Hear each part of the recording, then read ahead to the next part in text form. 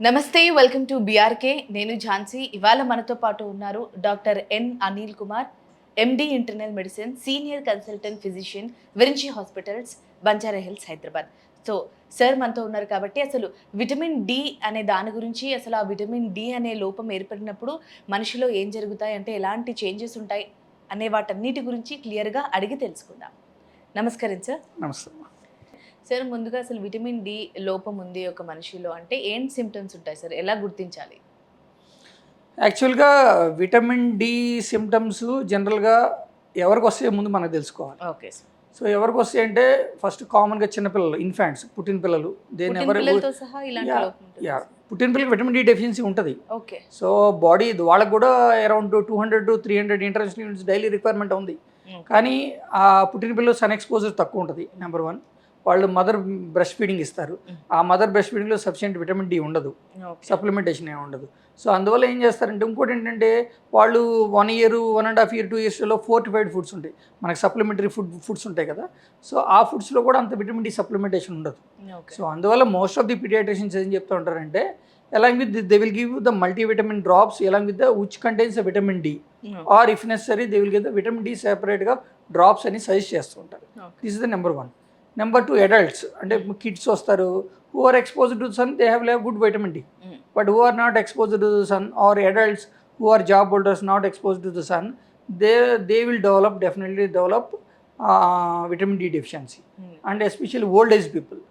Old age people more than 70 years వాళ్ళు ఎక్కువ ఎండలోకి రారు, తిరగరు, వాళ్ళు ఏదో తింటారు, తిన్నా కానీ విటమిన్ డి సఫిషియెంట్గా ఉండదు, తిన్నా కానీ వాళ్ళకి అబ్జార్ప్షన్ సరిగ్గా జరగదు, because of the inner issue, digestion issue వల్ల అబ్జార్ప్షన్ కూడా సరిగ్గా ఉండదు. So these are the people, these are very high risk people. And obesity బాగా లా ఉంటే వాళ్ళ రిక్వైర్మెంట్ విటమిన్ డి రిక్వైర్మెంట్లు ఎక్కువ ఉంటాయి. సో వాళ్ళు తీసుకుంది అది సరిపోదు, యాక్చువల్లీ నార్మల్ అది సరిపోదు. That is the things. And ఈ కొన్ని డిసీజులు ఉంటాయి పేషెంట్కి. ఫర్ ఎగ్జాంపుల్ ఇప్పుడు ఇంటెస్టైన్స్ నుంచి అబ్జార్ప్షన్ అవుతూ ఉంటాయి, అంటే చిన్న పేగుల్లో vitamin D absorb. For example ఏదైనా చిన్న పేగులకు సంబంధించిన డిసీజులు అంటే మాల్ అబ్జార్ప్షన్ డిసీజ్ ఉంటాయి, coeliac sprue, Crohn's disease, inflammation disease, Crohn's disease, అక్కడ ఇన్ఫెక్షన్ లాగుంటుంది, అది సరిగ్గా అబ్జార్బ్ కాదు. So cystic fibrosis, different medical కండిషన్స్లో అబ్జార్ప్షన్ ప్రాబ్లం ఉన్న కండిషన్లు అందరూ కూడా విటమిన్ డి డెఫిషియన్సీ ఉంటుంది. మనం ఆల్రెడీ విటమిన్ డి అనేది మెటబలైజ్ అయ్యేది కిడ్నీలోను లివర్లో మెటబలైజ్ అవుతుంది. కిడ్నీ ఫెయిల్యూర్ కానీ కిడ్నీ డిసీజ్ ఉంటే, లివర్ డిసీజ్ ఉంటే అది మెటబలైజ్ కాదు. సో వాళ్ళకి మళ్ళీ విటమిన్ డి సప్లిమెంటేషన్ చేయాల్సి వస్తుంది. So there are different categories people ఉంటారు. These are very prone for high risk category ఉంటారు. ఓకేనా. సో జనరల్గా ద సిమ్టమ్స్ ఏమి ఉండవు విటమిన్ డి డెఫిషియన్సీకి. Most of the people won't have minor. For example if the patient is having suboptimal deficiency ఉంది అంటే, clear deficiency ఉంటే they will have the symptoms. Mild deficiency ఉంటే they don't have the symptoms. So వాళ్ళకి ఎలా మనం ముందుగా identify చేయాలంటే, number 1, జనరల్గా చిన్నపిల్లలకు కానీ పెద్దోళ్ళకి కానీ హెడ్స్ మొత్తం స్వెట్టింగ్ వస్తూ ఉంటుంది, మొత్తం చెమటలు కారుతూ ఉంటుంది. బాడీలో మిగతా పార్ట్ అంతా నార్మల్గా ఉంటుంది, ఓన్లీ హెడ్లోంచి స్వెట్టింగ్ వస్తూ ఉంటుంది. Because head contains more number of sweat glands rather than the body compare చేస్తే. So it because of the immune system తక్కువ ఉంటుంది కాబట్టి అది ఓవర్ రియాక్టివ్ అయ్యి ఆ స్వెట్ గ్లాండ్స్ నుంచి ఎక్కువ స్వెక్రీషన్స్ వస్తుంది. So number 1. నెంబర్ 2, నైట్ స్వెట్స్ వస్తాయి. అంటే మనకి ఏసీ రూమ్లోనే ఉంటాం, హ్యాపీగా పడుకొని ఉంటాం, బట్ మన దిండు తడిసిపోయి ఉంటుంది. సో నైట్ స్వెట్స్, దిండు తడిగా ఉంటుంది, నైట్ స్వెట్స్ వస్తుంది. So this is one of the cause for vitamin D deficiency. Number 3, ఇంకోటి ఏంటంటే పేషెంట్కి మూడ్ స్వింగ్స్ ఉంటాయి. మూడ్ స్వింగ్స్ అంటే ఉన్నట్టుండి హ్యాపీగా ఆనందంగా ఫీల్ అవుతారు, లేదంటే సాడ్గా, యాంగ్రీగా, చిరాగ్గా ఉంటారు. సో మూడ్ ఫ్లక్చువేషన్స్ ఉంటాయి. సో రాక్ అండ్ రోల్ లాగా కాసేపు బాగుంటారు, కాసేపు బాగుంటారు, ఇట్లాంటి ఫ్లక్చువేషన్స్ వాళ్ళకి తెలుస్తూ ఉంటుంది, వాళ్ళు ఫీల్ అవుతూ ఉంటారు. So this is also related to the one of the symptoms. Next, కంప్లీట్గా డల్గా ఉంటారు పేషెంట్, మోటివేషన్ ఉండదు. ఏవో పని చేయాలంటే ఇవాళ కదలే రేపు పొద్దున్న చేద్దాం, పోస్ట్ పోన్ చేయడం, యాక్టివ్నెస్ లేకపోవడం అలాంటి ఉంటుంది. సో మోటివేషన్ ఉండదు వాళ్ళకి, ఏం పని చేయకుండా అట్లా ఉంటారు. So this is related to the senior symptoms. Next ఇంకోటి ఏంటంటే క్రిటికల్ అనలైటికల్ థింకింగ్. అప్పటిదాకా చాలా ఫాస్ట్గా వర్క్ చేసే బ్రెయిన్ కొంతమంది ఆ అనలైటికల్ థింకింగ్ అంతా మొత్తం అంతా తగ్గిపోతూ ఉంటుంది. సో బ్రెయిన్ ఫంక్షన్ కూడా అనలైటికల్ థింకింగ్ తగ్గుతూ ఉంటుంది, ఇలాంటి సిమ్టమ్స్ ఉంటాయి.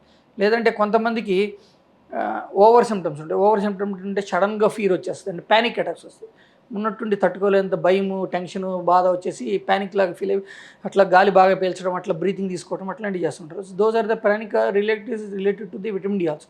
బట్ ప్యానిక్ అటాక్స్లో more of the psychological issue ఉంటుంది ఒకటి. నెంబర్ 2, B1 ఇష్యూ ఉంటుంది, B1 థైమిన్ విటమిన్ ఇష్యూ ఉంటుంది. నెంబర్ 3 ఇస్ విటమిన్ డి ఉంటుంది. సో ఈ 3 కలిసి ఉండడానికి అవకాశం ఉంటుంది. ఇంకోటి ఏంటంటే coming to the chronic fatigue syndrome అంటారు. క్రానిక్ ఫెటిగ్ సిండ్రోమ్ అంటే మనకి లైఫ్లో ఏదైనా జరగరాంది ఏదైనా జరిగి మనం ఒకసారి సైకలాజికల్గా ఎఫెక్ట్ అయిపోతే వాళ్ళకి జస్ట్ లైక్ డల్ లాగా అలా అయిపోయి ఉంటారు. వాళ్ళు దేనికి రెస్పాన్స్ ఎవరు, దేనికి ఎనర్జీ లేదు, అసలు బాడీలో ఎనర్జీ లేదంటే అప్పుడు బెడ్ మీద పడుకుని ఉంటారు. సో క్రానిక్ ఫెటిగ్ సిండ్రోమ్స్ ఉంటాయి. అలాంటి ఎమోషనల్ ఇంపాక్ట్ అయినప్పుడు, లేదంటే కొన్ని రకాల ఇన్ఫెక్షన్స్, వైరల్ ఇన్ఫెక్షన్స్ వచ్చినప్పుడు వాళ్ళు కంప్లీట్ క్రానిక్ ఫెటిగ్ సిండ్రోమ్, నడవలేరు, పట్టుకొని నడిపించాలి, యాక్టివ్నెస్ ఉండదు, మాట్లాడరు, జస్ట్ అట్లా చూస్తూ ఉంటారు, అని రెస్పాన్స్ ఉంటుంది. అంటే the energy levels are that much low, the patient won't talk much అంటుంది. This is also related to the vitamin D. So coming to the bone health, మనకి ఇప్పుడు ఆస్టియో చిన్నపిల్లల్లో రికెట్స్ వస్తుంది. రికెట్స్ అంటే ఏంటంటే విటమిన్ డి డెఫిషియన్సీ ఉంటే skull బాగా ప్రాపర్గా కనెక్ట్ అవ్వదు. సో గ్యాపింగ్ ఉంటుంది ఈ సూచెస్ మధ్యలో. నెక్స్ట్ ఇలా ముందుకు రావటం, ఈ ఫ్రంటల్ ఏరియా ముందుకు రావటం, టీత్ సరిగ్గా డెవలప్ అవ్వటం, బోన్స్ బాగా వీక్గా ఉండటం, ఇక్కడ రిస్ట్ దగ్గర ఎడిమా రావడం, యాంకిల్స్ దగ్గర వాపు రావడం. సో బౌల్ లెగ్స్ లాగా ఇలా బౌల్ లెగ్స్ ఇలా వంకర తిరిగిపోయి ఉంటాయి, బోన్స్ అన్ని వంకర తిరిగిపోతాయి. మజిల్స్ బాగా ఫ్లాబీగా ఉంటుంది, వీక్నెస్ ఉంటుంది. ఆ పిల్లలందరికీ మజిల్స్ స్పాజంలోకి వెళ్ళిపోతే టైట్గా అయిపోతుంది ఒక్కోసారి. సో అలాంటి కంప్లీట్ క్రిప్లింగ్ లాగా డిఫరెంట్ చెస్ట్ డిఫార్మిటీ వచ్చేస్తుంది. ఇలా మధ్యలో ఇలా డిప్ లాగా రావడం, ఇక్కడ ఇదంతా చెస్ట్ ఇలా డిప్ అయిపోతుంది, మధ్యలో ఇలా డిప్ లాగా రావడం ఉంటుంది. సో చెస్ట్ డిఫార్మిటీస్, అలా బోన్ డిఫార్మిటీస్, బౌల్ లెగ్స్ లాగా వస్తుంది. So this all related to చిన్నపిల్లలు రికెట్స్ ఉంటుంది.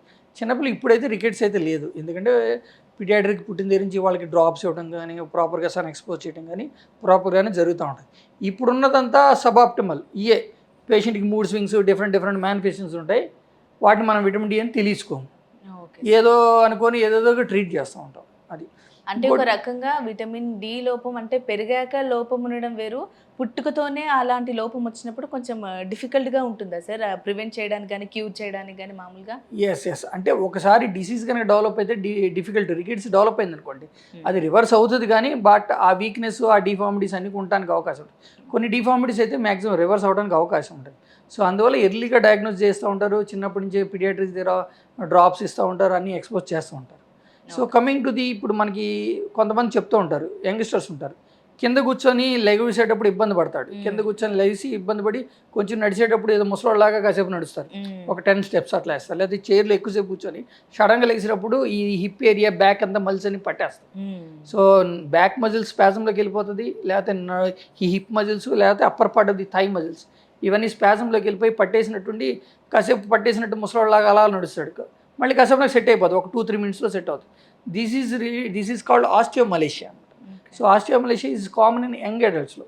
అంటే మళ్ళీ యంగ్స్టర్స్లో ఉంటే who never exposed, who develop vitamin D deficiency develop అయ్యి హైపోకాల్షియం లెవెల్స్ తగ్గిపోయి అంత బోన్ మజిల్ మీద ఎఫెక్ట్ అయితే ఇది ఒక అడల్ట్స్లో వచ్చే condition. So next old age పీపుల్లో they will develop osteopenia, bone అంతా కాల్షియం మెటబాలిజం అంతా తగ్గిపోద్ది. సో ఫ్రెజైల్ బోన్స్ లాగా వీక్ బోన్స్ తయారవుతాయి. ఇంకా అయితే ఆస్టియోపోరోసిస్లోకి వెళ్ళిపోతుంది. ఆస్టియోపోరోసిస్ అంటే మామూలుగా జస్ట్ అలా బాత్రూంలో పడి జారిపడినా, దేనికైనా తగిలినా కానీ ఈజీగా బోన్స్ బ్రేక్ అవడానికి అవకాశం ఉంటుంది. So these are the conditions from the top, from the birth to old age వరకు ఈ vitamin D and calcium metabolism importance అనేది కంటిన్యూస్గా ఉంది. You have to get continuous supplementation of the vitamin D, otherwise you will get all these problems. Okay sir. Next ఇంకా పేషెంట్కి కొంతమందికి muscle weakness వచ్చేస్తుంది. అంటే కాల్షియం లేదనుకోండి బాడీలో, మజిల్ కాంట్రాక్షన్ జరగదు, మజిల్ గ్రోత్ జరగదు. సో మజిల్ బిల్డప్ చేయాలి, మజిల్ డెవలప్ చేయాలంటే డెఫినెట్గా మనకి కాల్షియం అనేది ఉండాలి.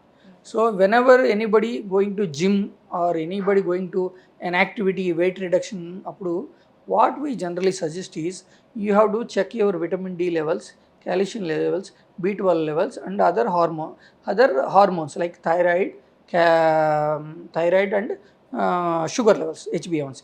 We'll ask the patient to check all these things. Once these are supplemented, there are no other diseases, we can go directly to the gym or any weight loss activity.